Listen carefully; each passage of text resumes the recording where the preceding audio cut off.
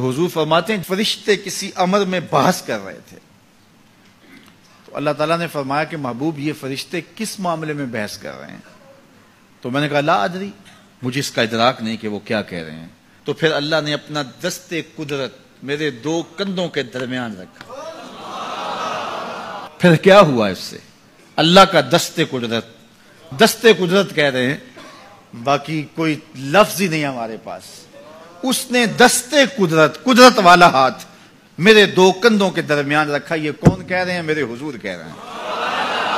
میرے رب نے دست قدرت میرے دو کندھوں کے درمیان رکھا۔ پھر ہوا کیا؟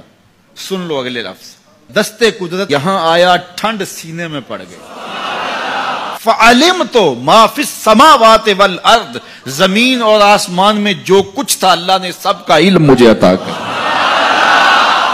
سینے میں نور آ گیا، سینے میں علم آ گیا۔ کائنات کی کوئی شے ایسی نہیں ہے جو حضور علیہ الصلوۃ والسلام نہ جانتے ہو۔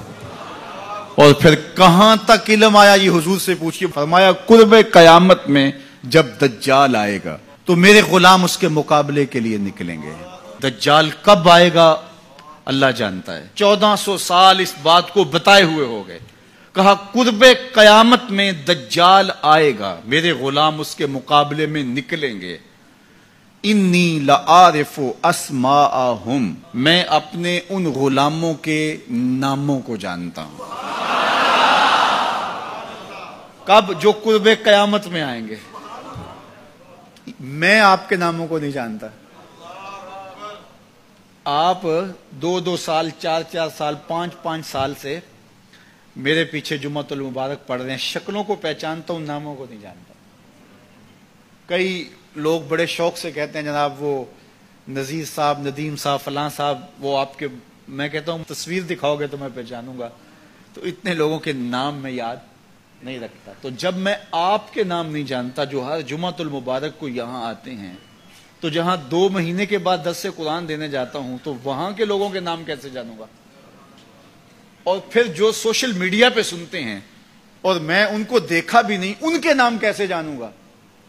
اور میرے حضور کیا کہہ رہے ہیں کہ قرب قیامت میں جو دجال آنے والا ہے اور میرے غلام جو اس کے مقابلے میں نکلیں گے، میں ان غلاموں کے ناموں کو جانتا ہوں۔ بات ختم یہاں نہیں ہوئی، یہاں ختم ہو جاتی پھر بھی کافی تھا، لیکن میرے حضور نے آگے بھی بات فرمائی۔ وَأَسْمَاءَ آبَائِهِمْ، ان کے باپوں کے ناموں کو بھی جانتا ہوں۔ ان کے باپوں کے ناموں کو بھی، کہانی ختم نہیں ہوئی، بات آگے فرمائی۔